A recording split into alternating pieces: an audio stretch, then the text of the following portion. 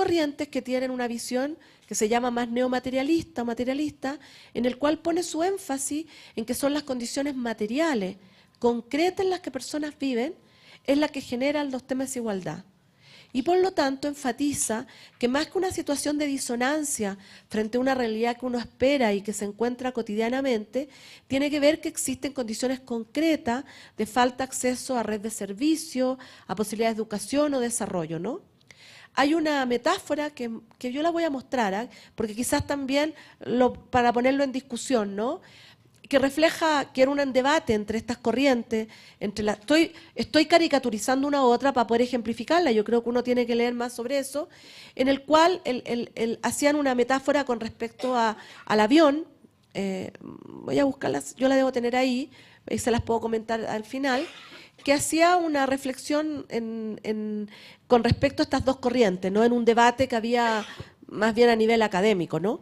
Y también hay otras corrientes en las cuales relevan, por ejemplo, que se llama ecosocial y que da un énfasis que quizá una de las expositoras como más conocida también como en la región, que es Nancy Krieger de la Universidad de Harvard, que sobre todo ha trabajado el tema de discriminación de raza y los temas también de sexuality en términos de orientación sexual como los ejes de estudio, plantea una mirada más sistémica con respecto a ambos componentes, o ambas teorías, mejor dicho, cómo se integran, ¿no?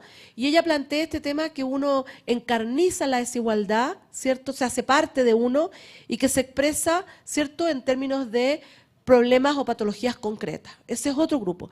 Y también hay una corriente muy importante y que sobre todo ha sido relevada en el tema de enfermedades crónicas, que es el tema de life course, o sea, el curso de vida, ¿no? En el cual uno plantea cómo los riesgos o los problemas adversos y riesgos se acumulan a lo largo de la trayectoria de la vida, y por otro lado, son claves ciertas situaciones en momentos de la vida. O sea, el momento de la etapa temprana del niño es clave con ciertos desarrollos posteriores. Ciertas situaciones que ocurren en la etapa de adolescencia son clave, etcétera, etcétera, ¿no? Entonces, enfatizan el tema de ciclo de vida para analizar los temas de igualdad en salud.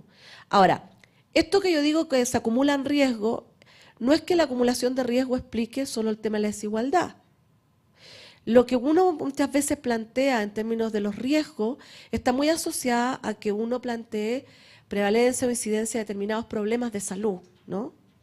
Pero lo que uno, ¿cierto?, está planteando cuando analiza el tema de determinantes sociales es cuáles son las causas que explican la distribución de esos problemas de salud. ¿Por qué se concentran más problemas de salud en determinado grupo social, en determinado grupo, digamos, étnico o en determinado territorio? Entonces, uno hace también la diferencia, y acá pueden haber distintas concepciones, ¿no? Porque también uno hace una diferencia, por ejemplo, en este diagrama, que lo puse en relación a la discusión, en lo que se llaman los determinantes sociales de la salud, ¿no? De aquellos lo que son los determinantes sociales de las inequidades en salud. Y muchas veces cuando hablamos de los determinantes sociales de la salud, que nos referimos proximales, la forma de medirlo y que aproximarnos a ellos es muy de manera individual, ¿no?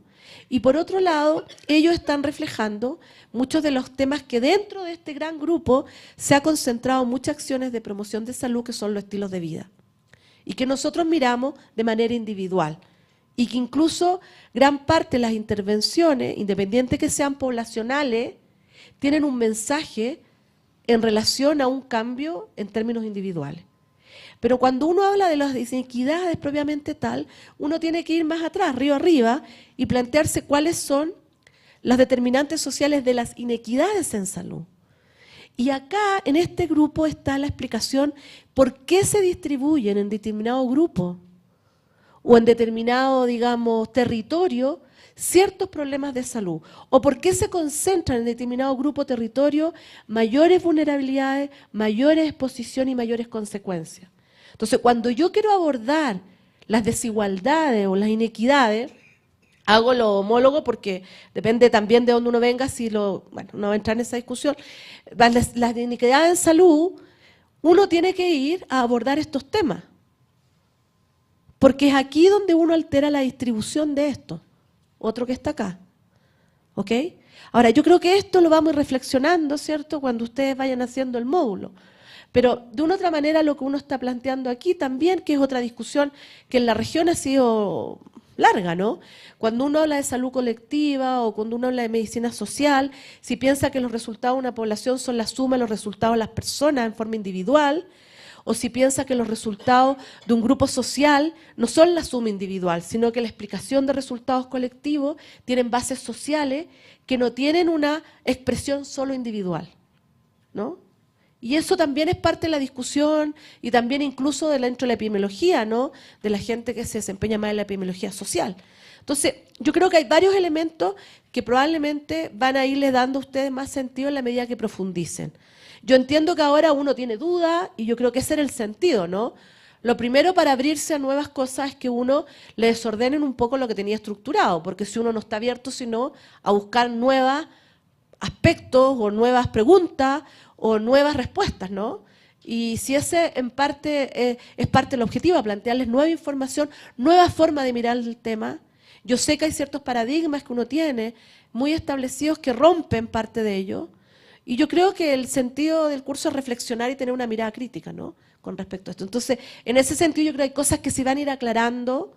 Esperamos a través del módulo, de los cursos que ustedes van a hacer y cómo eso lo contrastan con su práctica, ¿no? Que yo creo que es lo más importante, ¿no? Entonces, la que sigue. En este mismo sentido, pues pasarla. En este mismo sentido yo les mostraba esto, ¿no?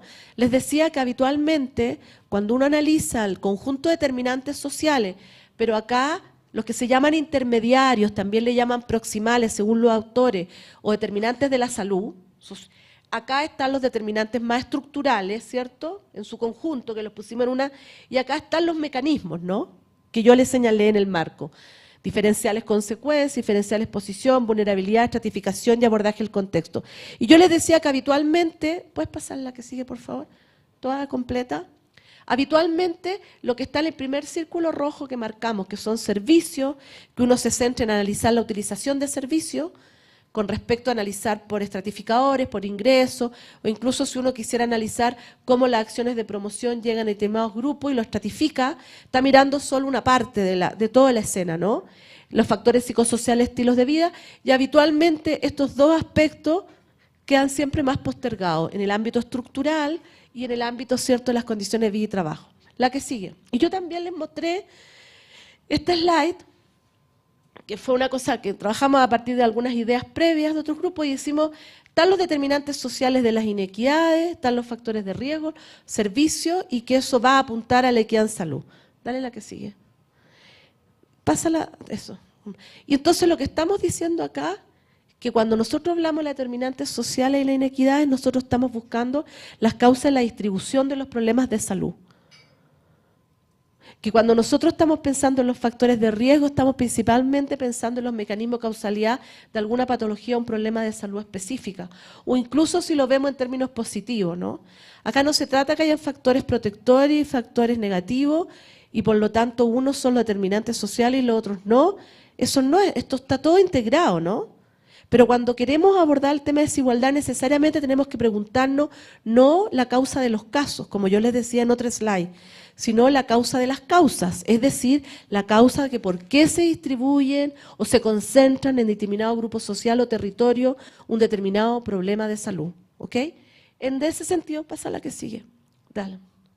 Entonces, en ese sentido, uno hace la relevancia entre lo que es downstream, que es la reducción del efecto, y que uno habitualmente lo hace a partir de una intervención en servicios o en intervenciones concretas frente a un problema que se ha presentado, que es diferente que cuando uno va a hacer la reducción de riesgo, generalmente una intervención de orden individual, lo cual no quiere decir de que uno no tenga una estrategia poblacional, pero igual el mensaje está asociado a un tema individual, a cuando uno va a la eliminación del origen del upstream que tiene que ver con la causa y la distribución.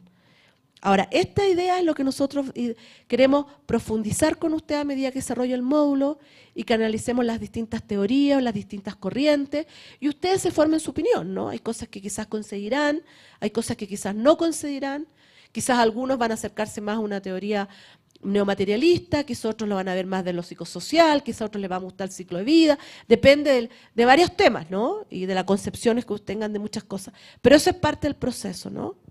No sé si responden parte de algunos temas. Bueno, La que sigue.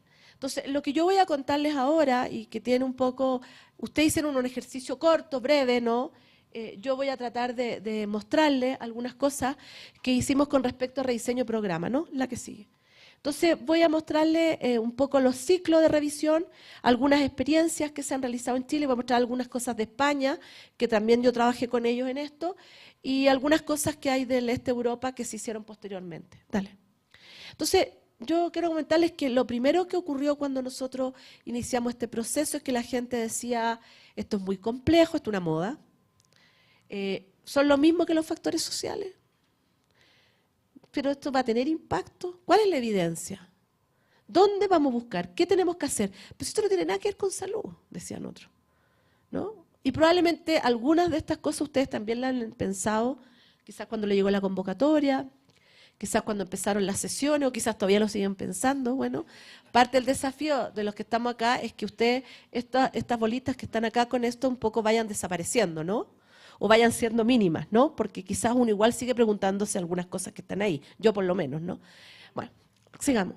Entonces, yo creo que en términos históricos quizás es bueno rescatar, hay una documentación que hubo una red de condiciones, una red de conocimientos sobre prioridad en salud pública, que fue parte del trabajo de la comisión, que está esto online, que son Equity Social Determinant Public Health Program, y que también hubo otras 2 publicaciones adicionales, que básicamente fueron revisiones que se hicieron desde esta perspectiva, no desde lo que hemos estado hablando, porque tenía muchas limitaciones, yo creo que mucho más reducido, de programas a nivel, digamos, de la OMS, ¿no? Y qué interesante porque era un debate inicial que surgió de cómo eso plasmábamos una serie de discusiones sobre la desigualdad y los determinantes en el quehacer de la OMS en su conjunto, ¿no? Entonces ahí hay unas publicaciones que yo creo que es interesante que miren, se desarrollaron algunos modelos, que hay cosas que yo les voy a plantear, pero hubieron varias discusiones en términos metodológicos que no daban cuenta y eso siguió en evolución, ¿no? La que sigue.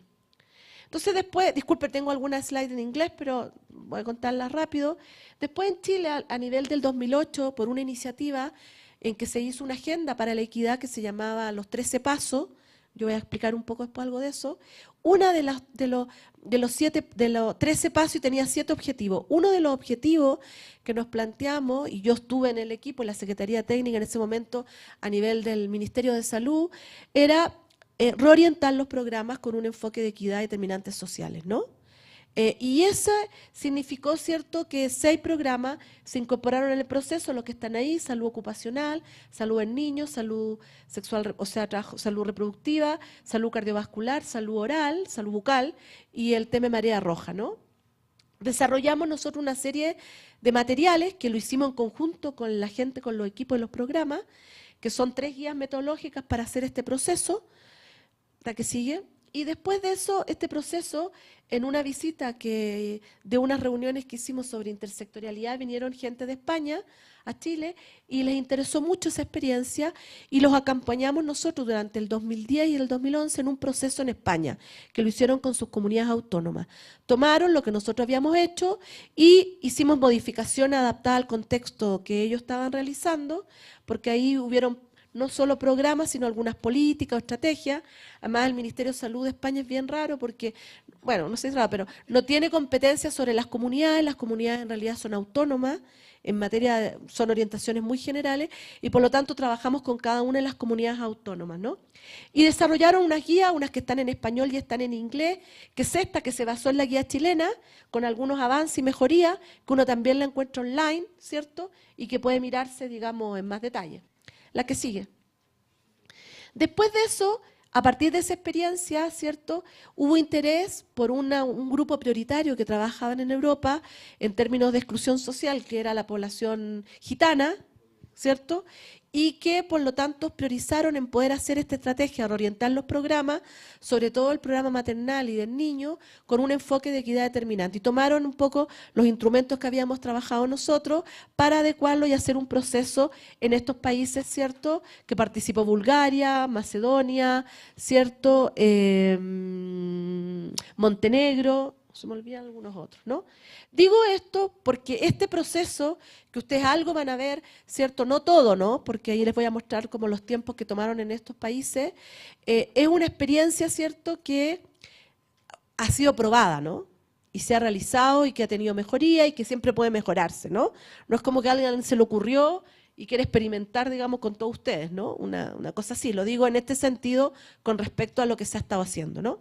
Bueno, y es más, ¿no? Esta experiencia ahora, nosotros hace poco hubo una reunión en Alicante organizada por la OMS, en el cual yo estuve participando, que básicamente tiene la intención de que esta experiencia, yo creo que sería muy interesante si hay un proceso similar acá en México, los países que han desarrollado esta experiencia, ellos tienen el interés de poder sistematizar, porque hay varios países de distintos lados que tienen mucho interés de poder desarrollarlo en sus países propiamente tal, ¿no? Entonces hay una iniciativa global que va a ser lanzada con respecto a esta iniciativa. Dale nomás.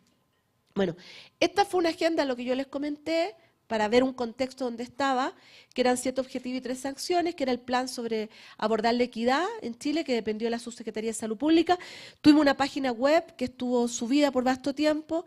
Lamentablemente en Chile, cuando hubo cambio de gobierno, como que borrón y cuenta nueva en algunas cosas, otras continúan, y ahora probablemente se va a volver a subir la página con todos los contenidos que tenía. Igual ustedes los pueden encontrar porque se elaboraron muchos materiales y se sistematizó muchas cosas que podían ser útiles, ¿no? La que sigue. Entonces, estos eran los 7 grandes objetivos que tuvo esa agenda: reducir las inequidades sociales y contribuir a las inequidades, y desde ahí abordamos algunos programas que en Chile tenían desarrollo, que era Chile Crece Contigo, por ejemplo, y darle un fuerte impulso a esta énfasis en equidad. Reducir las inequidades sociales que reducen y limiten el acceso a la salud y los servicios, y en ese objetivo incluimos este rediseño de programa, e implementar acciones sobre inclusión social, sobre grupo y territorio excluido. Hubo todo un trabajo, una estrategia sobre comunas vulnerables y sobre barrios vulnerables, en que se abordó algunos programas, y hubo una segunda línea que ustedes tienen acá, que es desarrollo, conocimiento y espacio de debate y formación y determinante. Otro fue generar herramientas de planificación y monitoreo. Se establecieron unos diagnósticos regionales con enfoque equidad, que tenían un sentido más de monitoreo y de seguimiento sobre las desigualdades y los determinantes sociales. No era un observatorio propiamente tal, ¿no? Y establecer instancias que permitan coordinación y abogar una agenda regional. La que sigue. Paciente. Entonces, acá lo que nosotros hicimos fue hacer intervenciones para aprender haciendo, ¿no? Una segunda línea que era desarrollo competencia, y que en el fondo era espacio de reflexión y debate como un pilar fundamental, y lo tercero que era la integración regional. Esos eran los pilares de esa agenda.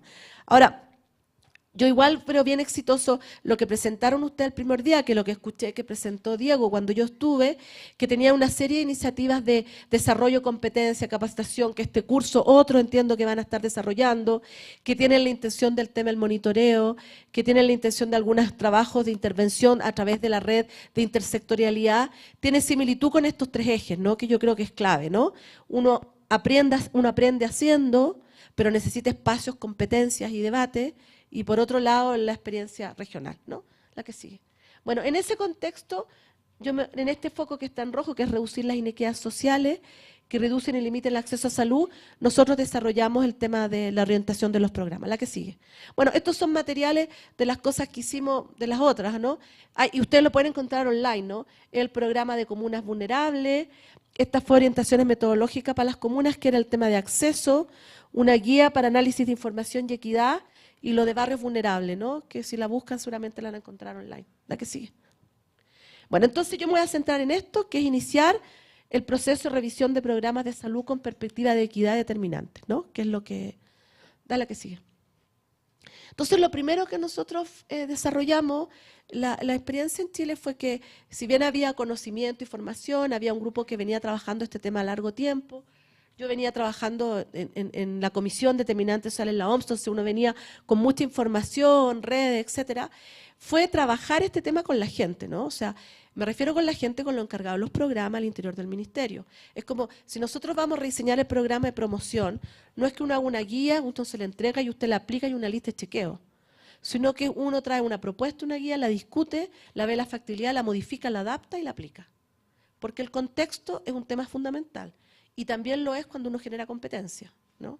Entonces nosotros generamos una lista de chequeo preliminar que después acordada fue aplicada, ¿cierto? Eso nos permitía entrar, dale nomás, pásala, a lo que llamamos un ciclo de revisión, ¿no? Después de este ciclo de revisión, que se los voy a explicar, pasamos un ciclo de rediseño. O sea, si uno revisa y encuentra las debilidades, los problemas, entra al tema de rediseño y entra a un piloto que en algunos casos se desarrolló y en otros no. Esto fue un periodo corto de una agenda. Teníamos 2 años para hacer el programa propiamente tal, porque iba a haber cambio gubernamental, o sea, había elecciones y uno tenía esa agenda y esos tiempos. Y este es un ciclo, ahora, nada nuevo, ¿no? Un ciclo de revisión, un ciclo de rediseño, un ciclo de piloto. No le estoy diciendo nada del otro mundo, ¿no? Pero es para que usted sea una idea del proceso, la que sigue. Entonces, lo que nosotros hicimos como proceso fueron las 10 preguntas para entender aspectos críticos que le llamamos lista de chequeo, que es lo que le comenté inicialmente. Hicimos una serie de talleres, ¿no? De evaluación, de seminario, íbamos discutiendo tópicos, ¿no? Es como hubiera una sesión para discutir contexto, heterogeneidad, otro seminario sobre las teorías de las desigualdades, otro seminario cuando hablamos de qué acceso, a qué nos referimos, distintos componentes, como que también si en promoción discutiéramos las distintas corrientes de promoción, ¿cierto? Las distintas ejemplos, intervenciones, y uno fuera al mismo tiempo de ir revisando el programa, generando mayores competencias. Y en ese proceso construimos una guía de evaluación que tiene 5 pasos que le llamamos, que son los que están ahí, que los voy a mostrar, y posteriormente a partir de ahí generamos el tema del rediseño programa, la que sigue. Ahora, la que sigue. Ahora, dale la que sigue. Ya. Para hacer esto, nosotros lo que definimos, que yo algo les comenté, que formamos nodos, ¿no? ¿A qué le llamamos nodo? Era el equipo, el núcleo que revisaba el programa. Pero el que revisaba el programa no solo era encargado del programa, porque era como que yo que estoy encargada del programa de promoción, la gente de promoción solo mira el programa y nadie más. Y la idea fue, mira, el programa, como yo les mostraba, una programación contextualizada, tiene relación con varios otros programas, ¿cierto? Con programas no de promoción directamente o de otro sector. Y por lo tanto constituimos nodos que involucraran a otros programas, no solamente al cual era revisado o era evaluado, y también tratamos de incorporar en algunos de ellos gente de otro sector, sobre todo hubo gente de otro sector en el programa de salud oral, y en el programa de salud reproductiva, e incluso gente de sociedad civil, de movimientos de mujeres en el de salud reproductiva, ¿no? Entonces eso para nosotros fueron los nodos, ¿no? Que también es una forma distinta de cómo analizar el tema del programa. ¿Qué sigue? Este fue el proceso, pásala un poco, dale, entera, para que vean. Pásala entera. Bueno, acá lo que ustedes están viendo fue el proceso. Empezó en noviembre del 2008 y terminó a fines del 2009. Y hubo un proceso de constitución de nodo, de formación de capacidades, de una serie de seminarios. Hubo la aplicación de la lista de chequeo, que es el que yo le estaba comentando acá, que es como tener una overview, ¿cierto? O sea, una visión global del programa.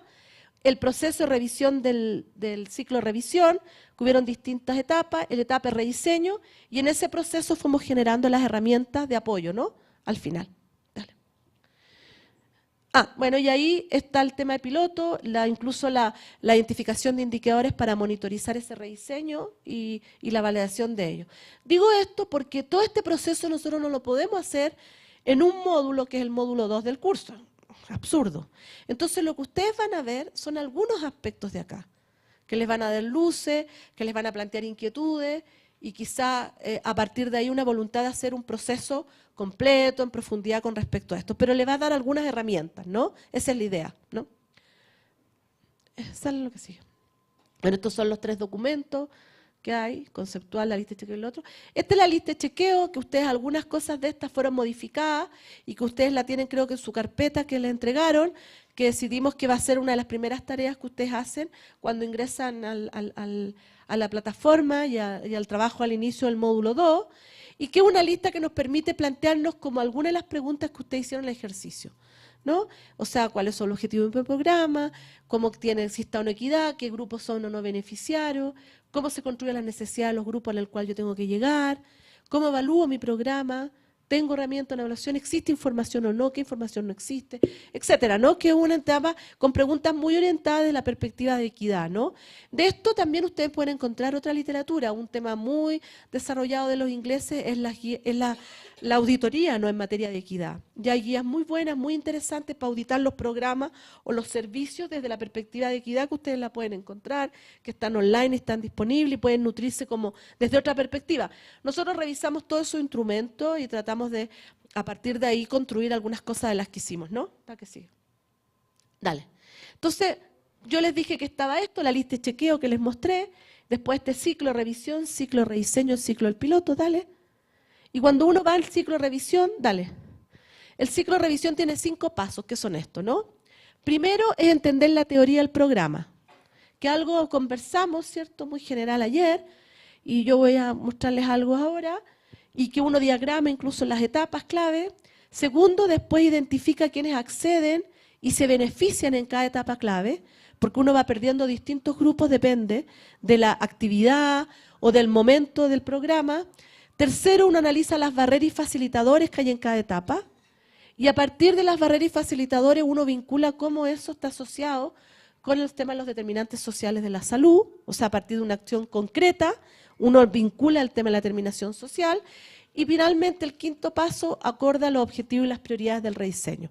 Ahora, para hacer este proceso, nosotros nos acompañamos de 3 grandes como teorías o corrientes o aspectos conceptuales. Primero, ¿qué es la evaluación desde la teoría? Que es una forma de evaluar distinta. Acá no es evaluar que uno evalúa el proceso, o sea, hace input, el proceso y los resultados, y tiene los indicadores, sino que uno evalúa desde la teoría. Es decir, uno evalúa qué fundamenta los programas que yo desarrollo. Y a partir de esos fundamentos o esas ideas que yo tengo que lo que va a ocurrir, si hago esto, ocurre tal cosa, yo hago una evaluación con respecto a la efectividad de ello. Y eso se llama evaluación desde la teoría, o se conoce evaluación realística, ¿cierto? O theory driving, si ustedes lo buscan en la literatura por los autores. La que sigue. Lo otro es que nosotros trabajamos con el modelo cobertura efectiva, ¿no? Seguramente ustedes han escuchado, y que tiene que ver en el cual uno cuando analiza acceso no lo ve centrado solo en la utilización de servicios, y me refiero cuando hago servicios no solo curativos, preventivos, promocionales, de otro orden, sino que lo ve esto como un proceso, y yo voy a mostrarle algunos ejemplos. Y lo tercer elemento que es fundamental es que tener un marco de los determinantes sociales y equidad, y nosotros usamos el marco de la OMS, ¿no? Que es un marco que para nosotros era integral, porque están las distintas corrientes de una u otra manera expresadas. Pero uno podría ocupar otro, el propio que hay para México, lo que hayan desarrollado.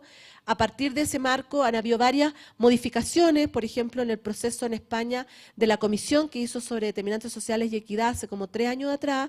Ellos tomaron el marco de López y le hicieron algunas adaptaciones interesantes, ¿no? Haciendo énfasis, por ejemplo, en algunos temas de género y por lo tanto enfatizando algunos partes o modelos.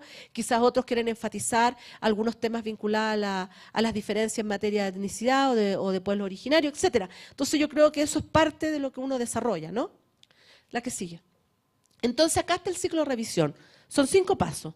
Primero, entender la teoría del programa, y por lo tanto lo que tiene es una lista de preguntas, le plantean ejemplos, le plantea tareas para poder finalmente tener la teoría de su programa, ¿no? Más o menos armado. Después viene quiénes accedan y se benefician y quiénes no.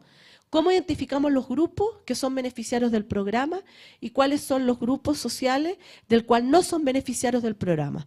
O incluso un programa puede ser negativo para un grupo específico, ¿no? Su existencia. Algunos ejemplos había. Tercero, analizar las barreras y facilitadores en cada etapa clave del programa. Cuarto, vincular las barreras y facilitadores a los determinantes y acordar los objetivos, tal como les dije yo anteriormente. La que sigue. Y ahí entraba el ciclo de rediseño. Dale nomás. Entonces el primer paso, que es entender la teoría del programa e identificar etapas clave. Dale. Entonces lo que uno dice, que yo algo les comenté, ¿cierto?, ayer, es por qué y cómo es probable que el programa tenga un impacto, y uno describe una regla de actividades, contextos, rendimientos, resultados del programa. Dale. Entonces, ¿por qué esto es importante? Porque no hay causalidad sin teoría. Algo que ocurre, no piensen solo sobre la teoría de causalidad, sino que las causas de algo que ocurre tienen alguna teoría de base, porque ocurre. Ayuda a la planificación del programa, comprende los mecanismos posibles de cambio y ayuda al diseño y la evaluación, ¿no? Por eso queremos entender la teoría del programa, que yo les decía que no es lo mismo que el propósito del programa o la visión del programa, ¿cierto? Sino que es qué es lo que hay detrás, cómo se construye. Acá les voy a mostrar un ejemplo. Dale nomás. Bueno, entonces, acá hay algunas de las preguntas que usábamos, ¿no? Entonces, a ver, pero ¿cómo construimos la teoría del programa? ¿Qué es eso, no? Todo el mundo al principio era como que ponía los propósitos, uno ponía... No era la lógica en la cual uno trabaja actualmente en salud, ¿no? Entonces, la pregunta era, ¿qué hace el programa y cómo lo hace? ¿Qué hace exactamente? Entonces, cuando uno ponía qué hace el programa y cómo lo hace, identifica intervenciones, uno a partir de ahí podría identificar los mecanismos que uno plantea que el programa va a tener efecto, ¿no? Me refiero, va a ser efectivo, va a tener impacto. ¿Cómo sabemos que un programa causa un efecto? ¿Y cómo cuantificamos el efecto de las intervenciones? Y mirábamos si había o no indicadores. La mayoría de los programas, cuando uno quiere analizar los temas de igualdad, los indicadores no están, porque no está en distribución por algunos estratificadores, a lo más veces está por sexo y no hay nada más. Cuesta mucho encontrar la información por ingreso y tiene que buscar forma de aproximarse al tema, ¿no? Para nosotros fue muy útil a veces, es que sí a veces estaba presente, en que uno sí a nivel de territorio tenía cierta estratificación que sabía, en términos de concentración, determinados grupos a nivel de ingresos. Chile es bastante segmentado y en general eso es lo que ocurrió, y por lo tanto a veces los temas de territorio ayudan mucho en ese sentido, ¿no? De repente, por ejemplo, en el Observatorio de Brasil optaron principalmente por considerar las distintas regiones, ¿no? Que era lo macro que tenían más claro para poder caracterizar. Entonces, uno tiene que ir buscando, ¿no? Como la forma, la que sigue. Entonces, acá, por ejemplo, hay un programa, este fue el programa de cáncer colorectal, del cribado, del screening, ¿cierto?, o de tamizaje, que hacía el País Vasco, y que tenía esta lógica el programa. El programa decía, nosotros tenemos una población diana, la población priorizada, ¿cierto? Es una población que tenemos que nosotros invitar a hacerse parte, digamos, de este programa. Le mandaban un tríptico informativo, y junto con el tríptico informativo que llegaba a la casa de la persona, le mandaban el kit para el recogido de la muestra. Las personas, en el fondo, al recibir esta información, al recibir este kit, mandaban la muestra, ¿cierto?, y la entregaban a un centro de salud. El centro de salud enviaba la muestra a un laboratorio. El resultado, si era negativo, ¿cierto?, se le informaba a la población para que en 2 años más volviera a mandar la muestra. Si salía positivo, iba a ir a la consulta médico cabecera. Si iba a la consulta médico, se tenía que citar a la enfermera para la colonoscopía y se realizaba la colonoscopía. Esas eran las etapas del programa. Entonces, detrás de eso hay una teoría en el programa. Dale lo que sí.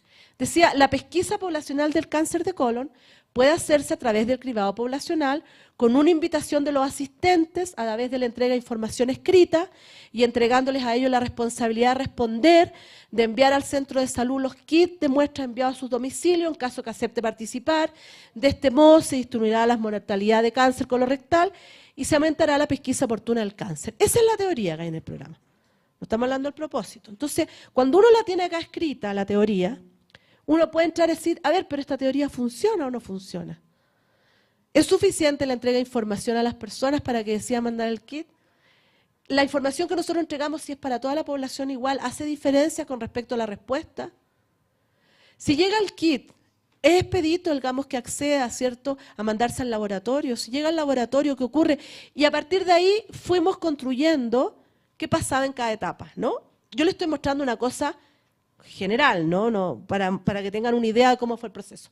La que sigue, otro ejemplo. Este en Chile es el programa de salud cardiovascular, ¿no? Entonces, salud cardiovascular, en este caso, ¿cierto?, estaba totalmente separado del tema de promoción de salud. Entonces, ¿cómo entraba el programa? El programa decía, hay detección de factores de riesgo, a partir de la consulta en morbilidad, o el examen de medicina preventiva que existe en Chile, pero con muy baja cobertura, y por lo tanto hay que hacer luego la confirmación a través de exámenes. Después que se hace la confirmación por el perfil de hipertensión y los exámenes asociados, ingresa, ¿cierto?, al programa, se le hace examen de evaluación médica, va a controles, sigue en seguimiento con los controles, con los exámenes, con los otros apoyos que hay que hacer de acción educativa, actividad física, etcétera, y los resultados a corto plazo, hay en términos de personas compensadas, a mediano plazo, cambios de estilos de vida, de alimentación, etcétera, y a largo plazo disminuye la atención de urgencia, disminuye la incidencia de la mortalidad, disminuyen las complicaciones, esto se asocia con visitas domiciliarias. Ese es el programa, o sea, están puestas toda la actividad y el flujo. Entonces, ¿qué hay detrás de ahí? La detección de los factores de riesgo cardiovascular en la población consultante del centro de salud permite identificar a la población hipertensa para ingresarla al programa y tenerla en control a través de los controles médicos y de enfermería, lo que impactará en la normotensión de la población y los indicadores de salud en Chile. Entonces, primero que nada, el programa parte y se inicia siempre pesquisando a la gente con problemas asociados a una demanda de atención de salud. Por ejemplo, estoy tomando algunos tópicos. Y a partir de ahí, ella aplica toda la batería que tiene definida. Entonces, acá había un tema en la puerta de entrada del programa, como estaba conceptualizada, ¿no? Aparte de lo que era el proceso mismo, ¿no? Otro ejemplo. Este es el de marea roja, ¿no? Está un poco como... Acá en la marea roja, ustedes ven, dice, uno mide el fitoplancton, ¿cierto? Y que eso tiene que ver con las áreas para extracción de moluscos, y define, ¿cierto?, por lo tanto, a partir de ahí, el monitoreo, ¿cierto?, con respecto a esa acción, y si los niveles son altos, se convoca al comité de marea roja, se toman las medidas de cierre, ¿no? Lo que está en verde es lo que habitualmente el programa hacía, ¿no? Monitoreo, medidas de cierre, educación y difusión y algunos temas de control para la prohibición de la extracción. Y todo lo que está en azul fue lo que ellos fueron construyendo a partir de la discusión que no miraban, ¿no? No consideraban, ¿ok? Un poco yo les comenté esto algo ayer, la que sigue. Entonces la teoría del programa decía, el no consumo en la población de moluscos contaminados por marea roja se realiza a través del monitoreo de nivel de toxina, que lleva al cierre y prohibición de la extracción de las zonas con niveles de toxinas sobre los estándares aceptados y con la entrega de información a la población para el control del consumo y la vigilancia de los centros de venta. Y yo les comentaba que en el fondo este tema, cuando se analizaba de esa manera, primero había una clandestinización, igual se sigue extrayendo molusco, nunca era suficiente la fiscalización, que había gente que quedaba en materia de desempleo y por lo tanto había una situación igual de tender a hacer esa actividad y por lo tanto no necesariamente tenía el impacto en ese sentido, ¿no? Aunque sí estuviera cerrado adecuadamente. Que ahí voy a poner un ejemplo. Entonces, uno cuando habla de la teoría del programa, está hablando de eso. Entonces uno podría plantearse en el programa de promoción, en la área específica que ustedes señalaron, o el otro que plantearon los talleres, o los distintos ejemplos. Ok, ¿cuáles son las intervenciones que hago? Si yo hiciera un flujo de cómo ocurre, ¿cómo es? ¿No? Ese es el ejercicio de la teoría del programa. El segundo paso es que si yo tengo ya mi teoría, digo, bueno, en este programa que tiene esa teoría, ¿quiénes acceden y se benefician en cada etapa clave y quiénes no lo hacen? ¿No? Para que siga. Entonces, estamos acá en el paso 2, ¿no? Para no perderse. Primero, vimos entender la teoría. Segundo paso, quiénes acceden y se benefician. La que sigue. Entonces, en este paso, el nodo trata de intentar diferenciar los subgrupos de potenciales usuarios del programa y entender las maneras en que sus circunstancias o contextos determinan ciertos resultados. O sea, que acceden al programa, que mantiene la adherencia y lo terminan, depende del tipo de programa, porque eso sirve cuando a veces un programa de salud más tradicional, pero tenía que ver cuando analizamos, yo les ponía el ejemplo de marea roja, ¿no? Tiene otra lógica en cómo uno la aborda. Analizar estas diferencias nos permite de alguna manera testear la teoría del programa, posibilitando su afinamiento para poder abordar qué es lo que tenemos que hacer y cuál es lo que realmente está contribuyendo a la equidad. La que sigue. Entonces, por ejemplo, acá, yo no voy a entrar en cada una de las actividades, pero el paso 2 tenía 4 actividades. La primera, nosotros decíamos, identifiquen los grupos o subgrupos objetivos del programa. ¿Cuál es el grupo objetivo del programa? Uno le decía, ¿cuál es su grupo prioritario? Y después le pregunta, ¿hay grupos que usted no está considerando y que debería considerar quizá? Como primer ejercicio, ¿no? Luego había que analizar qué pasaba con esos grupos en el acceso al programa. Como no siempre había información, planteamos búsqueda de información cualitativa, que pudiera haber por algún estudio puntual, por algún tema de un reporte de caso, etcétera, o información cuantitativa, si es que nosotros teníamos información disponible para ello, a través de encuestas o a través de estudios que se hubieran hecho, que tratábamos de correctar. Y la cuarta actividad era que a partir de toda esa revisión, nosotros nos teníamos que plantear cuál era el grupo prioritario en el programa que nosotros nos íbamos a centrar para rediseñarlo, pensando que era el que teníamos que asegurar, ¿cierto?, que fuera beneficiario y que contribuyera a reducir las inequidades con respecto a ese programa, o a ese problema de salud, depende, ¿ok? Porque muchas veces en un programa tiene varios subprogramas, y hay varios grupos vinculados. Entonces, si uno está pensando que la heterogeneidad de los grupos y los contextos son distintos, uno tiene que priorizar por algunos grupos de ellos, ¿no? Ese era a grandes rasgos el ejercicio. La que sigue. Entonces acá tenemos un ejemplo, ¿no? Que se hizo con una encuesta de la Nacional de Salud del 2003, que era para presión arterial elevada. ¿Qué es lo que nos está diciendo acá? Nos está diciendo que teóricamente la prevalencia en Chile de la hipertensión hombre y mujeres es 39.9 o 33.6 en caso de mujeres, y ese sería nuestro 100% de población objetivo, ¿cierto? Todos los hipertensos, si esa es la prevalencia. Pero resulta que cuando tú levantabas las encuestas poblacionales, tú te encontrabas que solo el 60% de la población conocía su condición, que en este caso era el 47% los hombres y el 75% las mujeres. Y que esa población que sabía solo estaba en tratamiento un 36%. Y que esa población que estaba en tratamiento, solo un 12% tenía la presión arterial controlada. Pasa a la que sigue. ¿Qué es lo que uno veía entonces? La que sigue. Que este grupo no conoce su condición de hipertenso, sigue. Que este otro grupo no conoce su condición de hipertenso, pero no accede al tratamiento. ¿Ah? O sea, la conoce, pero no accede al tratamiento. Y este conoce su condición, accede al tratamiento, pero no tiene la presión. Entonces, en cada una de estas etapas hay grupos, razones distintas, ¿no? Y por lo tanto, cuando uno habla de la cobertura efectiva de hipertensión, en el fondo es un 12%, porque es el que alcanza normotensión. Entonces, era una mirada distinta a analizar algunos datos a través de la encuesta o la información que nosotros teníamos. La que sigue. Bueno, esto fue, yo les dije que había nodos centrales y había nodos regiones. Esta es una región en Chile del sur que se llama la región del Biobío, ¿no? En esta región del Biobío ellos hicieron este proceso, más pasa la que sigue. Y fueron un poco en este sentido, ¿no? Esta es la población objetivo, la población que contacta, la población que ingresa al programa cardiovascular, la población en control y controlada. ¿Se acuerdan la teoría del programa del cardiovascular en verde que yo les mostré? Entonces ellos iban viendo también esto en este sentido, ¿no? En otra forma de mirarlo.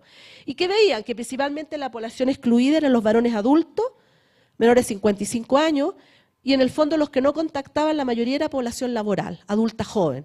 Y el programa nada tenía contemplado una estrategia, una acción, o una estructura o contenidos pensando en población laboral, adulta, joven. Hombres, porque principalmente en Chile es igual la tasa de participación de la mujer en el trabajo y los programas de hipertensión, la mayoría, en términos de proporcionalmente, la mayoría son mujeres, ¿no? Y muy pocos hombres que participan en los programas en los centros. La que sigue. Ese era el paso 2, ¿no? El paso 3 era identificar barreras y facilitadores en cada etapa clave del programa, ¿no? La que sigue. Entonces, estamos en 1, teoría, 2, quienes acceden y se benefician, que yo un poco les mostré, 3, barreras y facilitadores, la que sigue. Entonces nosotros trabajamos con esto, que es cobertura efectiva, que es un modelo de Tanahashi, que lo escribió el 78, no todo lo que es antiguo quiere decir que no sea vigente, al contrario, ¿no? Y él lo que plantea, porque lo construyó principalmente para identificar barreras y facilitadores, pensando en la estrategia a nivel local, es que esta es la población o grupo objetivo, ¿cierto? Uno tiene una primera escalón que se llama disponibilidad de servicios, que siempre son insuficientes para la totalidad de la población objetivo. Por lo tanto, acá tenemos un primer delta, ¿cierto?, que perdemos, ¿no? Que la disponibilidad de servicios no son suficientes para toda la población. Teniendo los recursos disponibles, viene la etapa del escalón de la accesibilidad a los servicios. Y tenemos grupos que, si bien estando disponibles los servicios, no acceden, ¿cierto? Y luego tenemos una tercera que, si bien están los recursos disponibles y hay accesibilidad, no hay aceptabilidad para esos servicios, por distintas razones, ¿no? Culturales, la forma de organizar, etc. Y por otro lado, ¿cierto?, tenemos un último que, si bien son disponibles, están accesibles y son aceptables, no todos toman contacto con el servicio. Y una vez que se toma contacto con el servicio, que viene a ser la utilización, ¿cierto?, uno logra una cobertura efectiva si, por ejemplo, cumple aquello que nosotros definimos como efectivo, por ejemplo, para alcanzar la normotensión o no, en términos de controles, o completar el ciclo de vacunación para efectivamente sea protector, el hecho que una vez contactado el servicio. Porque la persona que contacta el servicio por primera vez no tiene las mismas razones para contactar o no por segunda vez el servicio. Son razones distintas y barreras y facilitadores diferentes, ¿no? Entonces, ¿qué es lo que planteaba aquí en el modelo Tanahashi? Que en el fondo uno va perdiendo grupos en cada una de estas escalas por razones distintas. Que muchas veces cuando miramos el acceso a servicios, sean promocionales, preventivos, miramos solo el escalón de contacto que es la utilización. Incluso ese dato los desglosamos por ingreso, por sexo, si es que tenemos el dato disponible. Pero eso no está mirando todo esto, ¿no? Entonces perdemos una conceptualización de lo que puede ser equidad de acceso.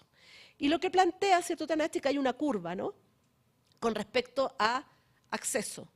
Y que plantea además que si bien yo no puedo ampliar la capacidad de la disponibilidad de servicios, si yo amplío la accesibilidad o yo soy capaz de ampliar la aceptabilidad, yo puedo cambiar la curva de cobertura. Y por lo tanto, no necesariamente el cambio de la curva de cobertura solamente está en el tema de disponibilidad. Pero además, lo más importante que nosotros enfatizamos en la discusión con los equipos era que yo no solo tengo que preguntarme quiénes acceden y quiénes son. La pregunta que tengo que hacerme, ¿quiénes no toman contacto con el servicio? Y esa información yo no la tengo a partir de analizar solo los datos vinculados a la demanda expresada, ¿no? Entonces, el desafío era ver quiénes no contactan el servicio. Dale la que sigue. Entonces, lo que uno trataba de ver cuando uno tenía, ¿cierto?, el programa y vinculaba, ¿cierto?, en esta etapa, población objetivo, grupo que contacta, ingresa al programa, adhiere, cobertura efectiva, uno identifica distintas barreras y también distintos facilitadores, ¿no?, en cada una de las etapas. Las barreras para la accesibilidad no son los mismos que la aceptabilidad o no son los mismos de la disponibilidad de servicio. La que sigue. Este es un ejemplo, bueno, dale la que sigue nomás. Esto, dale, que la quiero mostrar. Ah, no está la otra. Bueno, devuélvete nomás. Este es un ejemplo que tomamos que, por ejemplo, de las barreras de acceso que tenían que ver con el acceso a tratamiento de tuberculosis, de abreviado, y tenían que ver con razones financieras, no acceso a los centros de salud, percepción de la enfermedad y otros. Yo pensé que estaban las otras, no sé, se me salieron. Pero construíamos entonces a partir del modelo de cobertura efectiva de estas distintas escalas, ¿cierto?, las barreras. ¿Cuáles son las barreras? Para este grupo que identificamos previamente, ¿cierto?, con respecto a la disponibilidad de servicios, con respecto a la accesibilidad, que tenía que ver financiera, administrativa y distinto orden, con respecto a la aceptabilidad, y cuáles eran los facilitadores también. Porque cuando uno identifica un facilitador, también lo que hace es estimular o incentivar ese facilitador, no solo actúa sobre las barreras, ¿no? La que sigue. Entonces, luego de eso pasamos al paso 4, que es vincular las barreras con los determinantes sociales. Dale. Entonces, vimos entender la teoría, quiénes acceden y se benefician, barreras y facilitadores, y ahora era cómo lo vinculamos los determinantes sociales, la que sigue. Entonces, lo que hacíamos acá para eso es que una vez que teníamos identificadas barreras y facilitadores, los ordenábamos por distintas áreas, ¿cierto? Empezábamos a vincularlo primero con los determinantes intermediarios, los proximales, ¿cierto?, los que están en color azul en el diagrama del marco conceptual. Luego tratábamos de ver cómo se vinculaban estos con los determinantes más estructurales, o sea, los que causan las inequidades, los que explican la distribución. Y a partir de ahí, nosotros tratábamos de mirar de qué manera temas de la intersectorialidad, o sea, el trabajo con otros sectores y los temas de participación social eran necesarios en el programa para poder abordar estas barreras que tenían un vínculo directo con la determinación social de la salud. Ahora, nosotros en las versiones posteriores que hemos trabajado, hemos tratado de separar esto como en otro paso, ¿no? Pero en este caso, como estaba y como ha sido aplicado en general, ha sido de esa manera, la que sigue. Acá no vamos a montar todo detalle, pero para que sea una idea, este es el de salud bucal, ¿no? Y acá lo que trataba de plantear es que las barreras que tenía era conectividad, dispersión geográfica, calidad de la atención, recursos humanos, valoración de saberes y creencias, falta de información y conocimiento, y trató acá, por ejemplo, al vincularlo con los determinantes, ver los mecanismos, o sea, circunstancias materiales, ¿cierto?, circunstancias psicosociales, hábitos y tipo de sistema de salud y cohesión social. Y trataba de identificar en dónde estaba más planteado aspectos de la vulnerabilidad, de la exposición o de las intervenciones, ¿no? Había distintas formas como fueron ordenados, depende del programa. La que sigue. Pasamos al paso 5, ¿no? Y el paso 5, dale, ¿cierto? Vimos la teoría, quienes accedan, barreras vinculadas, ¿cierto? Y facilitadoras a los determinantes, acordar objetivo y prioridad del rediseño. La que sigue. Entonces, por ejemplo, acá un ejemplo para que ustedes se den una idea, todos tienen estos pasos con listas de preguntas, ¿no? ¿Qué cambio hay que introducir en el programa para lograr mayor equidad, incluyendo otros sectores y participación? La metodología, por ejemplo, alguno era discusión y consenso en nodo, en otro era revisión de literatura, en otro era analizar algunos datos, depende. ¿Qué cambios deben incluir en el programa para asegurar el acceso a resultados de los distintos grupos? ¿Qué orientaciones para el rediseño surge del marco de acción de los determinantes? ¿Se puede plantear una teoría de intervención sobre la inequidad en salud? Un poco lo que discutimos ayer. Adicional a la teoría misma del programa o cómo se integra, y por lo tanto, cuáles serían los objetivos y prioridad del rediseño, la que sigue. Y el ciclo de rediseño, ¿cierto? Cuando terminábamos el ciclo de revisión, era que uno tenía que plantear sus objetivos y prioridades para el rediseño, porque estaba sobre un grupo específico. ¿Cuáles ámbitos y niveles de intervención? O sea, necesita cambio estructural a nivel central, necesita cambios que yo pueda hacer a nivel local, son cambios de contenido, son cambios de gestión, porque no necesariamente en algunos temas tienen que ver con ese orden, ¿no? Depende. Integración de la intersectorial de participación social en el programa, como muy concreto qué es lo que había que hacer, los acuerdos finales y podía entrar entonces a una etapa de implementación, una etapa del piloto. Dale nomás.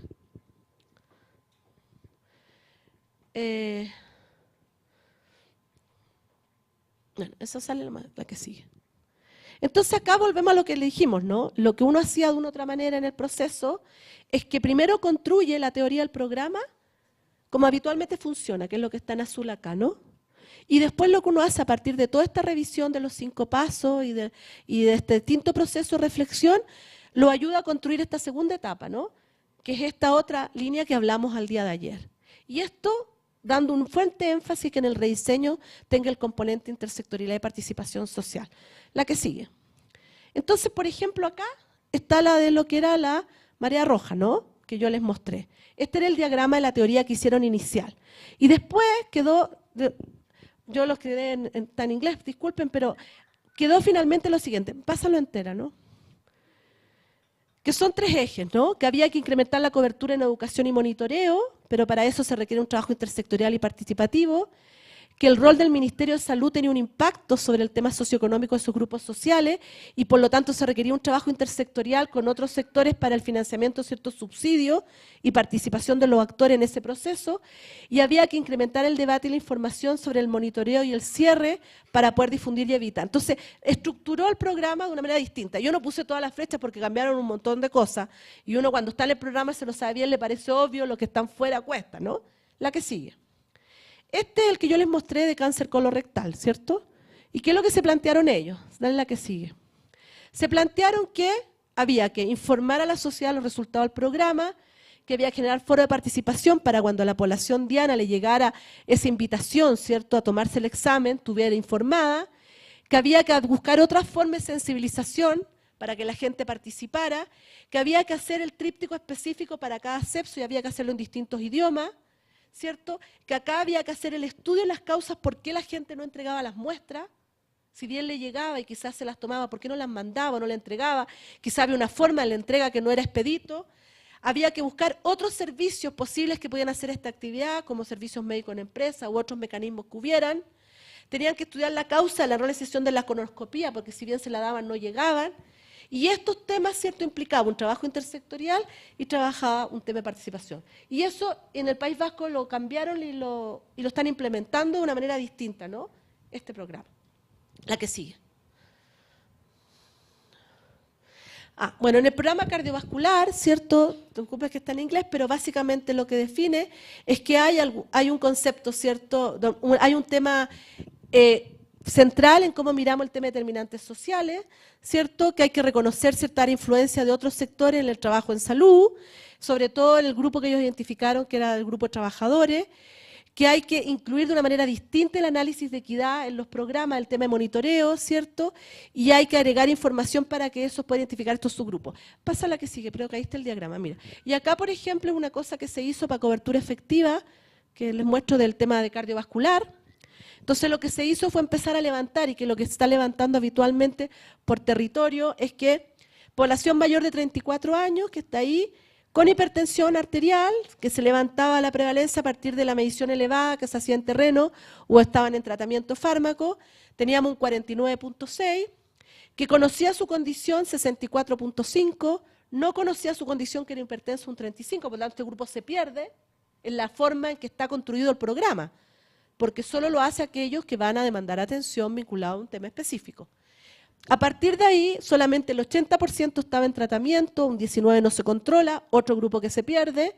Los que están en tratamiento son el 43%, está normotenso, el resto sigue persona elevada. Por lo tanto, la cobertura efectiva en población en tratamiento es 43%, pero la cobertura efectiva poblacional del programa solo es 22.7%, ¿no? Y eso es un poco lo que han estado implementando para redefinir el programa, ¿no? Porque te da luces para buscar otras formas de intervenir sobre él. La que sigue. Bueno, y finalmente es cierto que en este mirada general, que yo les vi como muy rápido, de un proceso que se hace de a poco, lento, ¿cierto?, pero que uno lo puede hacer en un proceso de 9 meses, 8 meses, ¿cierto?, que la integración de equidad determinante no puede quedar reducida a anunciar en objetivos o identificar grupos vulnerables priorizados. Asegurar que accedan, asegurar que las actividades e intervenciones respondan a esas necesidades. A veces uno encontraba un programa que decía que la equidad era importante, pero lo tiene en el título, o en la introducción, pero no tiene nada que ver cuando uno mira los contenidos, las intervenciones. Que la falta de información no nos inmovilice. No porque no tenga información con respecto a la equidad no quiere decir que no pueda abordar el tema, ¿no? Yo les puse ejemplo de cómo uno, a partir de analizar la teoría que hay detrás o la conceptualización, uno puede plantearse si es que verdad va a poder tener o no un impacto en materia de equidad. Si los determinantes estructurales son los aspectos centrales del éxito del programa, no podemos concluir que no tenemos incidencia en ella, sino que precisamente, o no tenemos nada que hacer, precisamente una de las tareas de salud es dar visibilidad a los problemas de las desigualdades, dar visibilidad a las causas de las desigualdades, y eso es un tema que solo puede hacerlo salud, por lo tanto no es un tema que uno no pueda hacer nada al respecto. Que la intersectorialidad no quede reducida en la constitución de mesas y reuniones de trabajo, que hace uno se junta para hacer una campaña, una reunión, y eso es la intersectorialidad. Eso no impacta en equidad, ¿no? Y que la participación no quede reducida a la consulta de evaluación, porque tampoco impacta con respecto a la perspectiva de redistribución de poder, ¿no? Y la propuesta de implementación de un rediseño que uno haga también requiere ser evaluado, porque hay un cambio en el programa, ¿no? Creo que esa es la última. Bueno, eso era mostrarle un panorama general, ¿no? De cómo se hace, cómo se ha hecho una revisión, un rediseño de programa con un enfoque de equidad determinante. Una metodología que ha sido aplicada, que ha sido testeada y que podría ser modificada en el contexto de la realidad de México, ¿no? Lo que ustedes van a ver en el módulo 2 son algunos aspectos de esto, ¿no? No van a verlo todo, es imposible, ¿no? Pero para que ustedes tengan una idea general, les puede servir para entender mejor algunas cosas que van a estar planteadas en ese módulo, ¿no? Preguntas, comentarios.